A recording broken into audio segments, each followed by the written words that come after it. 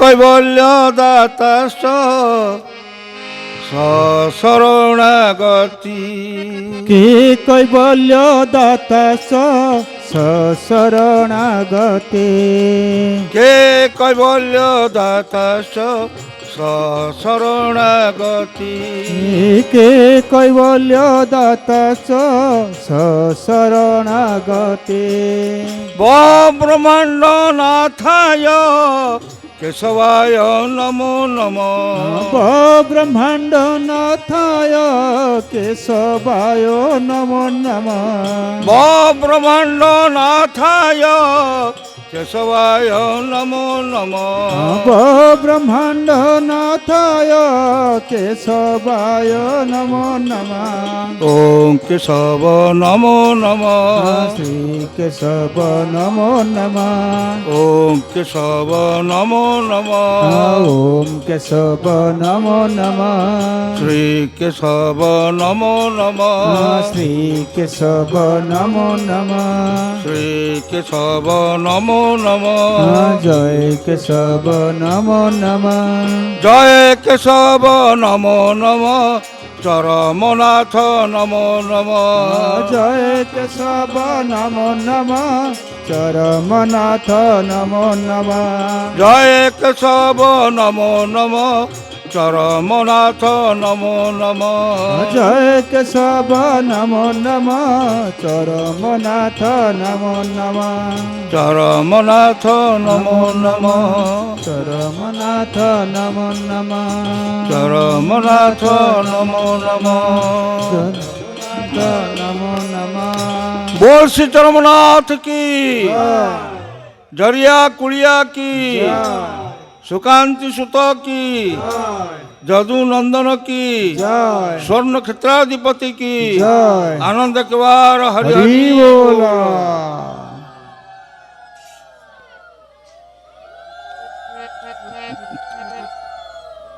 प्रियात्मन अपन मोर सप्रेम सश्रद्ध गुरु स्वामी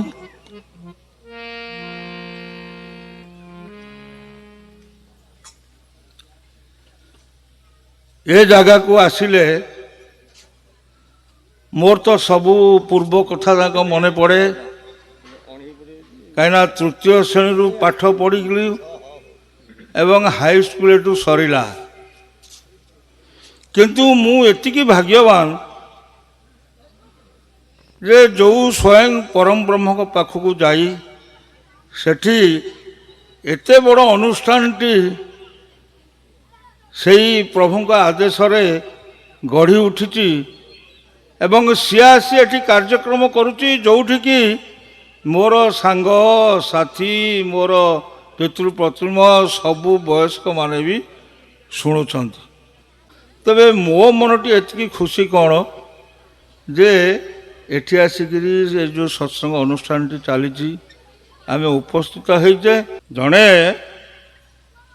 मंच उपरे बसिकी धर्म मंच उपरे बसी आसन रे बसी प्रभुंकर गुण कथा एवं तांकर लीला तांकर कथा से कहब से निजे से प्रकार शुद्ध होइथिबा दरकार तार तुंड भी शुद्ध होइथिबा दरकार तार आहार वस्त्र सबू शुद्ध होइथिबा दरकार एवं ताठू अधिक श्रोता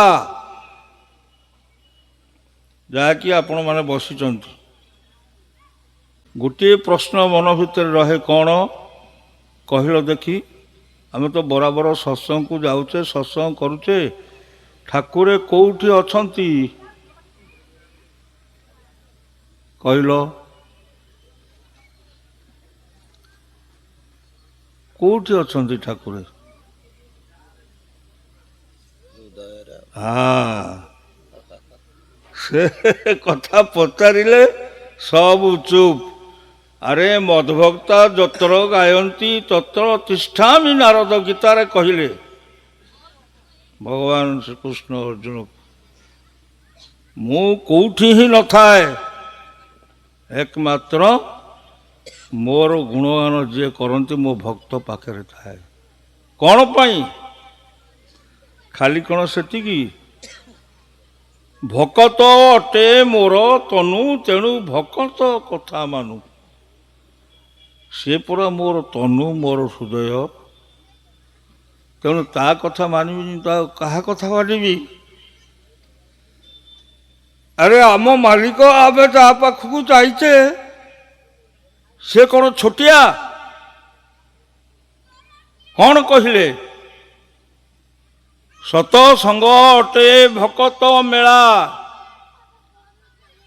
ଏହାକୁ ହୁଡ଼ିଲେ ବୁଡ଼ଇ ଭେଳା। ସବୁ କହି କହି ଶେଷରେ କହିଦେଲେ କ'ଣ? ଧନରେ କି କର୍ମ କରିବୁ ସମୟ କାହିଁ? ତତେ ସବୁ ଦେଇଛି, ତଥାପି ସୁଦ୍ଧା ଏଡ଼େ ଦୟାମୟ ସିଏ ଆମ ପାଇଁ। କାଳେ ମୋ ଛୁଆ ଗୁଡ଼ାକ ଅସୁବିଧାରେ ପଡ଼ିଯିବେ, କରିପାରୁନଥିବେ। ତେଣୁ ଶେଷରେ ସେ କହିଦେଲେ ସତ୍ସଙ୍ଗର ସଭା ଶେଷରେ, ଧନରେ କି କର୍ମ କରିବୁ ସମୟ କାହିଁ, ସତ ସଙ୍ଗ ଅଟେ ଚାରଣ ଭୂଇଁ। ଗୋଟିଏ ତୀର୍ଥ ଇଏ ଜ୍ଞାନ ଯଜ୍ଞ। ଗୋଟେ ସଂସାରୀ ପକ୍ଷରେ ପଞ୍ଚଯଜ୍ଞ କରିବା ନିତ୍ୟାନ୍ତ ଆବଶ୍ୟକ। କ'ଣ ସେ ପଞ୍ଚଯଜ୍ଞ? ପ୍ରଥମ ହେଲା ଅନ୍ନଯଜ୍ଞ, ନାମଯଜ୍ଞ, ଜ୍ଞାନ ଯଜ୍ଞ। ସତ୍ସଙ୍ଗ ହେଉଛି ଜ୍ଞାନ ଯଜ୍ଞ। ଏବଂ ମାନେ ନୃଯଜ୍ଞ। ନୃଯଜ୍ଞ ହେଉଛି କ'ଣ ନା, ଗରିବ ଗୁରୁବା ଯେ ରୋଗୀ ତାଙ୍କର ସେବା କରିବା, ତାଙ୍କର ଯତ୍ନ ନେବା, ଏସବୁ ପଞ୍ଚଯଜ୍ଞ କରିବା ଭିତରେ। ଏ ପଞ୍ଚଯଜ୍ଞ ଭିତରେ ଏଠି ତ ସବୁ ହେଉଛି। ଗୋଟିଏ ସତ୍ସଙ୍ଗ କଲେ ତୁମେ ତ ପଞ୍ଚଯଜ୍ଞର ଫଳ ପାଇବ। ତେଣୁ ସିଏ କହିଲେ କ'ଣ ନା, ଏ ଯଜ୍ଞ, ଏ ଯେଉଁ ଜ୍ଞାନ ଯଜ୍ଞ, ଯେଉଁ ସତ୍ସଙ୍ଗ, ଧନରେ ତୁ ଡାକେ ନ ଡାକେ ଯାଏରେ ଧାଇଁ, ସତସଙ୍ଗ ମଧ୍ୟେ ପହଞ୍ଚେ ଯାଇ।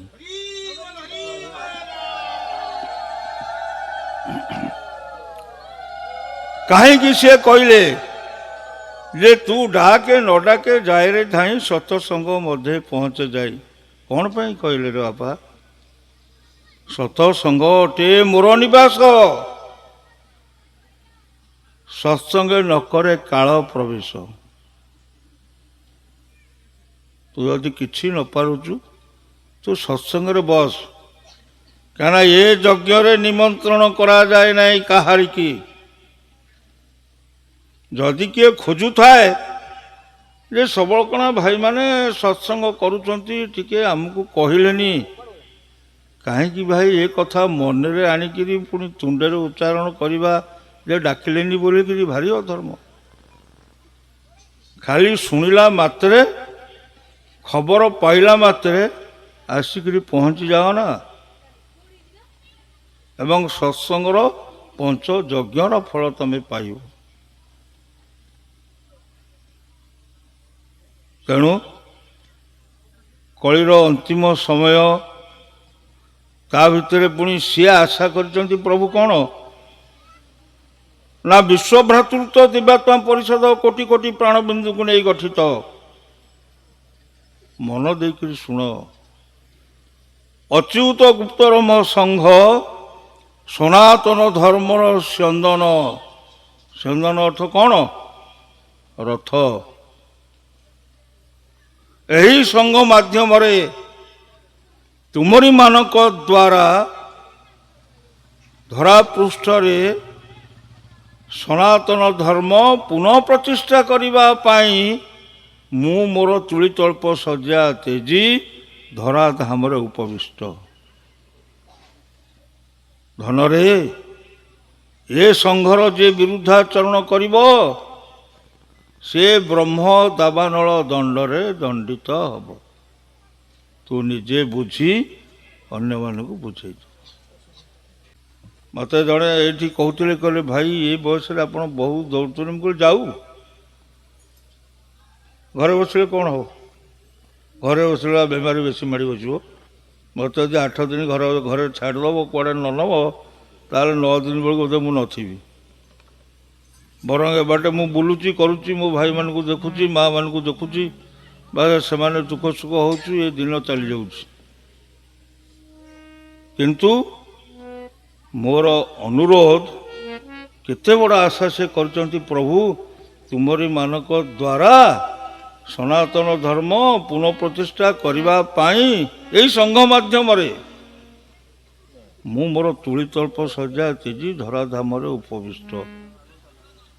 ତେଣୁ ଆମେ ସେ ପ୍ରକାର ନିଜକୁ ସଜାଡ଼ିବାକୁ ହେବ ଏବଂ ପ୍ରତ୍ୟେକ ସତ୍ସଙ୍ଗକୁ ଯାଅ। ମୁଁ ତ ଦେଖୁଛି ଆମର ଭଳିର ସେ ପିଲା କିଏ ଆଉ ସମ୍ଭାଳି ପାରୁନାହାନ୍ତି, ସିଏ ପ୍ରତ୍ୟେକ ସତ୍ସଙ୍ଗକୁ ଯାଉଛନ୍ତି। ଏ ଆଜି ଗୋଟେ ଅଟୋ କରିକି ସେମାନେ ଆସୁଛନ୍ତି। ହଉ, ବିଷୟବସ୍ତୁ ଉପରକୁ ଯିବା। ମୋ ସାଙ୍ଗରେ ସମସ୍ତେ ଧରିବ ପାଳି, କାହିଁକିନା ମୁଁ ନୂଆ ପଢ଼ୁନି ଏ ଗୀତଟା। ତମେ ସମସ୍ତେ ଯାଉଛ, ମୋ ସାଙ୍ଗରେ ଯେମିତି ପାଳି ଧରିବ। କ'ଣ? କେଶବ ନାମ ବଡ଼ ମଧୁର,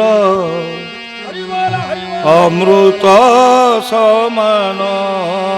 ଓ କେଶବ ନାମ ବଡ଼ ମଧୁର, ଅମୃତ ସମାନ। ଓ କେଶବ ନାମ ବଡ଼ ମଧୁର, ଅମୃତ ସମାନ। ଆମ ଯିଏ ସର୍ବଦା ଭଜେ ସେ নাম ନାମ, দিয়ে সর্বদা বদে সে নাম পায়ে স্থান। কেশব নাম বড় মধুর। কল্যাণ পাইবু নিষ্ঠা থিলে টাণ। তোর যদি নিষ্ঠা থিব, যদি নিষ্ঠা টাণ থিলে তু পাইবু। পুଣି କ'ଣ କହିଲେ? ଯେ କରେ ଆତ୍ମସମର୍ପଣ। ମୋ ପାଖରେ ଯେ ଆତ୍ମସମର୍ପଣ କରିଦେଲା, ଆମେ ରଖୁ ତା ଭକ୍ତପଣ। ଖାଲି କ'ଣ ଖେଳ ଘର ହେଇଛି, ଧାରା ଆଣିକିରି ଘରେ ବସିଗଲେ ଚୁପ୍ ହେଇକିରି ଗଲା, ସରିଗଲା। ପ୍ରଭୁ ତ କଥା ଦେଇଛନ୍ତି ଯେ ଆମକୁ ନେଇକିରି ଚରମରେ ପହଞ୍ଚେଇ ଦେବେ। ବାପା ସେ କଥା ଛାଡ଼େ, ତୁ କାମ କର୍ମ କରିବୁନି, ତତେ ନେଇକି ପ୍ରଭୁ ଚରମରେ ପହଞ୍ଚେଇ ଦେବେ? ଭୁଲ କଥା ଅଛି। କାହିଁକି? ଭକ୍ତି କୁଠାରେ ଦୁର୍ବାସନା ଛେଦତୁ ଗୁରୁ ବାକ୍ୟ ସିନା। ସେ କହିଦେଲେ ଭାଗବତରେ, ଭକତ ଅଟେ ମୋର ତନୁ, ତେଣୁ ଭକତ କଥା ମାନୁ। ହଁ, ମାନେ ତନୁ ଅର୍ଥ କ'ଣ? ହୃଦୟ। ଭକ୍ତ ହେଉଛି ମୋର ହୃଦୟ, ତେଣୁ ତା କଥା ଟିକେ ମାନୁ। ପୁଣି କେମିତି ନା, ଭକ୍ତି କୁଠାରେ ଦୁର୍ବାସନା ଛେଦତୁ ଗୁରୁ ବାକ୍ୟ ସିନା। ଯାହା ଗୁରୁ ଦେଇଛନ୍ତି, ଆମ ଭିତରେ ଯେଉଁ ଦୁର୍ବାସନା ଅଛି, କେଉଁ ଦୁର୍ବାସନା କହିଲ? କାମ, କ୍ରୋଧ, ଲୋଭ, ମୋହ, ମଦ, ମାଶ୍ଚର୍ଯ୍ୟ, ଷଡ଼ରିପୁ। ସେ କେମିତି ଛେଦିବ? ଭକ୍ତି କୁଠାରେ ଦୁର୍ବାସନା। ଯାହା ଗୁରୁ ଦେଇଛନ୍ତି ଭକ୍ତିର କୁରାଢ଼ୀ ଦ୍ୱାରା ତାକୁ ଛେଦି ପକା। ମେଘ ମେଦୁରିତ ଆକାଶରୁ ଝରି ପଡ଼େ ଅବାରିତ ବାରିଧାରା। ଶୁଷ୍କ ଔଷର ଧରାବକ୍ଷ ହୁଏ ସିକ୍ତ। ଶାନ୍ତିର କରୁଣା ଘନ ସ୍ପର୍ଶରେ ଉଷତ ହୁଏ ଧରଣୀ ରାଣୀ। କରୁଣା ଘନ କାରୁଣିକ ଠାକୁରଙ୍କର ପଦକମଳରୁ ଅନର୍ଗଳ ଝରି ପଡ଼ୁଛି କଲ୍ୟାଣ କଣାର କୈବଲ୍ୟ ଧାରା। ସେହି ପ୍ରେମର ସଘନ କରୁଣା ସ୍ରୋତରୁ ତରଙ୍ଗଟିଏ ମାତ୍ର ଚରମ ପୃଷ୍ଠର କଲ୍ୟାଣ ଦେଲି ତୋତେ। ଆଦେଶ ଉପଦେଶ, ଆଶ୍ୱାସ ଆଶ୍ୱାସନା ଏବଂ ଆଶା ବିଶ୍ୱାସର ଅପୁରନ୍ତ କିରଣରେ ପ୍ରତିଟି ହୃଦୟକୁ ସ୍ୱର୍ଣ୍ଣବ ବିଭାରେ ବିଭୂଷିତ କରେ ପରମ ପ୍ରେମମୟ କରୁଣା ସାଗର ଭାବଗ୍ରାହୀ ଭକ୍ତବତ୍ସଳ ଠାକୁରଙ୍କର କଲ୍ୟାଣ। ଅନୁକ୍ଷଣ କରୁଣା କଲ୍ୟାଣ ଦେଉଛନ୍ତି ଶ୍ରୀ ଗୁରୁସ୍ୱାମୀ। ସଦା ଆକାଂକ୍ଷିତ ସେହି କରୁଣା କଲ୍ୟାଣ କୈବଲ୍ୟ କଣା ଆସ୍ୱାଦନ ନିମନ୍ତେ ଆସନ୍ତୁ ପଢ଼ିବା କଲ୍ୟାଣ ଦେଲି ତୋତେ। ଚରମରେ ଧନରେ ମୋର। ଇଏ ବାକ୍ୟ ଗୁଡ଼ାକ ମାନେ ଏ ପାଖରେ ବାପା ବଇଛନ୍ତି, ସେ ପାଖରେ ମା ବଇଛନ୍ତି। ଏ ପାଖରେ ବାପା ବଇଛନ୍ତି, ସେ ପାଖରେ ମା ବଇଛନ୍ତି। ଅର୍ଥ ସମସ୍ତଙ୍କର ଛୁଆ ଅଛି, କାହାର ଛୁଆ ନାହିଁ ବୋଲି ଆମର କଥା ନାହିଁ। କିନ୍ତୁ ଏ ଲାଇନ୍ଟାକୁ ଦେଖିଲ, ମନ ଭିତରେ ନେଲ। ଚରମରେ ଧନରେ ମୋର। ଦଣ୍ଡେ ନିମିଷେ ତୋ କଥା ପାଶୋରି ପକାଇଲେ ମନ ମୋର ଅଥୟ ହୋଇଯାଉଛି। ହା ହା ହା, କେତେ କ'ଣ ଭାବି ଯାଉଛି ଏ ବିଶ୍ୱ ବ୍ରହ୍ମାଣ୍ଡରେ। ଧର୍ମ ପ୍ରଚାର ଓ ପ୍ରସାର ପାଇଁ ତୋତେ ହସି ହସି କଲ୍ୟାଣ ଦେଇ ପଠାଇ ଦେଉଛି। ପୁଣି ତୋର ଫେରିବା ପଥକୁ ଚାତକ ପରି ଅନେଇ ରହୁଛି। ଫେରିବାରେ ଟିକିଏ ବିଳମ୍ବ ହୋଇଗଲେ ନା ମନରେ କେତେ ଆଶଙ୍କା ନିମିଷକେ ଭରି ଯାଉଛି। ମଣିରେ, ତୁ କ'ଣ ତା ବୁଝିପାରୁଛୁ ନା ବୁଝିପାରିବୁ? ତୁ ପରା ମୋର ଅଲିଅଳ ଗେହ୍ଲା ପୁଅ। ମୁଁ କ'ଣ ତୋ ଉପରେ ଏତେ ଦାୟିତ୍ୱ ଏପର୍ଯ୍ୟନ୍ତ ଦେଲିଣି? ଏବେ ବି ମୁଁ ପରା ସବୁ ନିଜ ମଥାରେ ବହନ କରି ବସିଛି। ଯେତିକି ପାରିବୁ ସେତିକି ଦେଉଛି। ତୁ ତ ବର୍ତ୍ତମାନ ମୋର କୋଳପୋଛା କୁଳ ଚନ୍ଦ୍ରମା। ଯେତେବେଳେ ପିତାର ଅଧିକାର ପାଇବୁ ସେତେବେଳେ ପିତୃ ହୃଦୟର ବାତ୍ସଲ୍ୟ ମମତା ବଳରେ ପିତାର ଅନ୍ତରରେ ସନ୍ତାନ ପ୍ରତି ପୁଞ୍ଜୀଭୂତ ସ୍ନେହ ଅନୁଭବ କରିପାରିବୁ। ଧନରେ, ଯେତେବେଳେ 2-3 ମାସ ପର୍ଯ୍ୟନ୍ତ ତୁ ଏ ପୁତ୍ର ବିଧୁର ପିତାଠାରୁ ଦୂରେଇ ଯାଉଛୁ ସେତେବେଳେ ତୋତେ କେତେ ଦୁର୍ଗମ କଣ୍ଟକିତ ପଥ ଅତିକ୍ରମ କରିବାକୁ ପଡ଼ୁଛି ତାହା ମନେ ପକାଇ ମୋ ହୃଦୟ ଅନେକ ସମୟରେ ବ୍ୟଥିତ ହୋଇଯାଉଛି। ତୁ କାହିଁ ବୁଝିବୁ ବାୟା ମୋର ମରମ ବେଦନା। 6 ମାସ ଗୋଟେ ଭାଇ ମାନେ ଅର୍ଘ୍ୟ ଦେବାକୁ ଆସିନାହିଁ ଠାକୁରଙ୍କ ପାଖକୁ। ଏଇ କଥାରୁ ସେ କଥାଟି ମନେ ପଡ଼ିଯାଉଛି। କ'ଣ ନା, ଧନରେ 2-3 ମାସ ପର୍ଯ୍ୟନ୍ତ ଯେତେବେଳେ ଇଏ ପୁତ୍ର ବିଧୁର ପିତାଠାରୁ ଦୂରେଇ ଯାଉଛୁ ସେତେବେଳେ ତୋତେ କେତେ ଦୁର୍ଗମ କଣ୍ଟକିତ ପଥ ଅତିକ୍ରମ କରିବାକୁ ପଡ଼ୁଛି ତାହା ମନେ ପକାଇ ମୋ ହୃଦୟ ଅନେକ ସମୟରେ ବ୍ୟଥିତ ହୋଇଯାଉଛି। ତୁ କାହିଁ ବୁଝିବୁ ବାୟା ମୋର ମରମ ବେଦନା। ଅର୍ଥ ହେଉଛି କ'ଣ? ଗୋଟିଏ ଭାଇ 6 ମାସ ହେଲା ଅର୍ଘ୍ୟ ଦେବାକୁ ଆସିନାହିଁ ଠାକୁରଙ୍କ ପାଖକୁ। ଇଏ ବସିଛି ଠାକୁରଙ୍କ ପାଖରେ। ଯେତେବେଳେ ଅର୍ଘ୍ୟ ଦେଇକିରି ପ୍ରଣାମ କରି ଉଠିଛି ଠାକୁର କହୁଛନ୍ତି ଯେ ତମେ ତ 6 ମାସ ହେଲା ଅର୍ଘ୍ୟ ଦେବାକୁ ଆସିନାହ। ସେ କାନ୍ଦି ପକେଇଲା, କହିଲା ପ୍ରଭୁ ଆଉ କ'ଣ କରିବି, ଆଉ ମୋ ପାଖରେ ପଇସା ହେଲା ନାହିଁ। 3 ଟଙ୍କା 8 ଆଣା ବି ମୁଁ ପାଇଲିନି, ଅର୍ଘ୍ୟ ଦେବାକୁ ଆସିନାହିଁ। ନା ମୁଁ ତୁମକୁ ପଇସା ମାଗିଥିଲି? ନା ତୁମକୁ ପଇସା ପାଇଁ କହିଥିଲି ଯେ ପଇସା ନହେଲେ ଅର୍ଘ୍ୟ ଦେବାକୁ ଆସିବନି ବୋଲି ଆମେ କହିଥିଲୁ? ଆରେ ଫୁଲଟିଏ ଧିଏରେ ଗୁଆଟି ରଖିକିରି ତମେ ସେଇଆକୁ ଏଠି ଅର୍ଘ୍ୟ ଦେଇପାରିଲ ନାହିଁ? ତମେ 6 ମାସ ବନ୍ଦ ହେଇ ରହିଗଲ। ସବୁଟାକୁ ଝାଡ଼ି ଝୁଡ଼ି ଦେଲେ, କହିଲେ ଆଉ ସେ ଭୁଲ ଆଉ ଦିନେ କରିବ ନାହିଁ। କହିଲ ଦେଖି। ଆଉ କହୁଛନ୍ତି କ'ଣ ଠାକୁର ତ ଚାଲିଗଲେଣି ନାହାନ୍ତି। ଆରେ କୋଉଠିକି ସେ ଗଲେ? ସ୍ଥୂଳ ଠାରୁ ସୂକ୍ଷ୍ମ ଶକତି ଅଟେ କୋଟିଏ ଗୁଣ। ସ୍ଥୂଳ ଠାରୁ ସୂକ୍ଷ୍ମ ଶକତି ଅଟେ କୋଟିଏ ଗୁଣ। ଧନରେ, ଆଜ୍ଞାକୁ ପାଳିଲେ ସଂଘ ହୋଇବ ଟାଣ। କୁଆଡ଼େ ତୁ ଖସି ଚାଲିଯିବୁ? ଆମେ କୁଆଡ଼େ ଯାଇଛୁ? ତୁ ଯାହା ସ୍ଥୂଳରେ ନ ପାଇଛୁ ତା ସୂକ୍ଷ୍ମରେ ପାଇବୁ। ଏବଂ ଆଜି ଏଇ ଧର୍ମ ଦାଣ୍ଡରେ ବସିକିରି ଏ ବି କହୁଛି, ପାଉଛି ମଧ୍ୟ ପାଉଛି। ତମେ କାହିଁ ପାଇବନି? ଆମେ ପାଉଛୁ, ତମେ କାହିଁ ପାଇବନି? ଅସଲ ହେଉଛି ଅଟଳ ବିଶ୍ୱାସ। ଆଉ ସମସ୍ତେ କହୁଛନ୍ତି ବୁଢ଼ା ହେଲେଣି, ବାଡ଼ି ଧରିଲେ, ଆପଣ ବସିଯାଆନ୍ତୁ। ମୁଁ କହିଲି ମଲା ପର୍ଯ୍ୟନ୍ତ ଏଇ ବୁଢ଼ା ଚାଲିଥାଉ। ଆରେ ଯେଉଁଠି ମରିଗଲେ ବି ସୁଦ୍ଧା ମୋ ଭାଇମାନେ ଅଛନ୍ତି, ସେମାନେ ଯାହା କରିବାର କଥା କରିଦେବେ।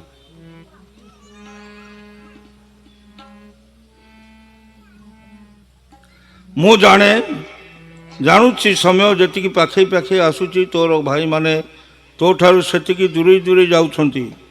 ବିଧିମତ କର୍ମଯୋଗ କରୁନାହାନ୍ତି, ଅଭ୍ୟାସ ଧାରାରେ ନିଷ୍ଠା ରଖୁନାହାନ୍ତି। ଅନେକ ପାର୍ଥିବ କାମକାମନାର ଆଶା ନେଇ ଏଠାକୁ ଆସୁଛନ୍ତି। ତାହା ପୂରଣ ନହେଲେ ବିକାରଗ୍ରସ୍ତ ହୋଇ ଦୂରେଇ ଯାଉଛନ୍ତି। ତ୍ୟାଗ ବେଳକୁ 2 ହାତ ମୁଠେଇ ଜାବୁଡ଼ି ଧରୁଛନ୍ତି। ହାତ ଖୋଲା ନାହିଁ କି ମନ ବି ଖୋଲା ନାହିଁ। ସବୁଠି ଅଭିସନ୍ଧି, ସବୁଠି ଚକ୍ରାନ୍ତ, ସବୁଠି କୂଟକପଟତା। ବିଚାରି ଦେଖିଲୁ ରେ ଧନ, ସ୍ୱର୍ଣ୍ଣ କ୍ଷେତ୍ରର ରତ୍ନବେଦୀ ନିକଟରେ ଛିଡ଼ା ହୋଇ ନିଜର ହାତ ମୁଠା କରି ରଖିଲେ ସବୁ ନିଷ୍ଫଳ ହୋଇଯିବନି? ତୁମକୁ ଯେଉଁ ସବୁ ଦିବ୍ୟ ଦ୍ରବ୍ୟ ଦେବା ପାଇଁ ମୁଁ ସାଙ୍ଗରେ ଆଣିଛି, ହାତ ମୁଠା କରି ରଖିଲେ ସେସବୁ ନେବ କିପରି? ନେଇପାରିବ ବା କିପରି? ଭାବି ଦେଖ ତ। ହାତଠାରୁ ଆରମ୍ଭ କରି ଶରୀରର ପ୍ରତ୍ୟେକ ଠଣାତ ପାର୍ଥିବ ସମ୍ପଦରେ ପରିପୂର୍ଣ୍ଣ, ଗଣ୍ଠିରିତ ପାର୍ଥିବ ସମ୍ପଦରେ ବହୁତ ବଡ଼ ହୋଇଯାଇଛି। ମୋ ଦିଆଧନ ସାଇତି ରଖିବାକୁ ଆଉ ସ୍ଥାନ କାହିଁ? ଥାଳ ଶୂନ୍ୟ ନଥିଲେ କୈବଲ୍ୟ ଚରଣ ରେଣୁ ରଖିବ କେଉଁଥିରେ ଧନରେ। ତୁ ଟିକେ ସେମାନଙ୍କୁ ବୁଝେଇ ସୁଝେଇ କହ। ସେମାନେ ସମସ୍ତେ ତାଙ୍କର ସାଂସାରିକ ସକଳ କର୍ମକୁ ମୋ ପାଦରେ ସମର୍ପଣ କରି ମୋର ପଦ କୈବଲ୍ୟକୁ ଆଶାୟୀ ହୁଅନ୍ତୁ। ଆମେ ସବୁ ଜାବୁଡ଼ିକି ଧରିବା, କାହିଁକି ତାଙ୍କ ପାଖରେ ସମର୍ପଣ କରିବା ନୁହଁ? ତା ନଇଥିଲେ ସେ କଥା ଲେଖିଥାନ୍ତେ। ହଉ, ମୁଁ ତୋତେ କଲ୍ୟାଣ କରୁଛି ରେ ଧନ, ଏତିକି କଲ୍ୟାଣ କରୁଛି। ମୋ ଗଣ୍ଠି ଧନ ଚରମ ତୋର ଲକ୍ଷପଟ କୁସୁମିତ ହେଉ, ସୁରଭିତ ହେଉ। ତୁ ମୋତେ ପୀୟୁଷ ବାଣୀ ତୁ ମୋର ପୀୟୁଷ ବାଣୀ ଜଗତରେ ସମସ୍ତଙ୍କୁ ଶୁଣାଇ ସମସ୍ତଙ୍କର ଆଦରର ପାତ୍ର ହୋଇ ପୁଣି ଥରେ ସନାତନ ଧର୍ମ ଧ୍ୱଜା ଉଡ଼ାଇ ମୋର ସ୍ନେହବଳା କୂଳକୁ ଫେରିଆ। ମୁଁ ଯେ ତୋର ଫେରିବା ପଥକୁ ଅପଲକ ନୟନରେ ଚାହିଁ ବସିଛି। ଇତି ତୋର ଚିର ମଙ୍ଗଳାକାଂକ୍ଷୀ ପିତା।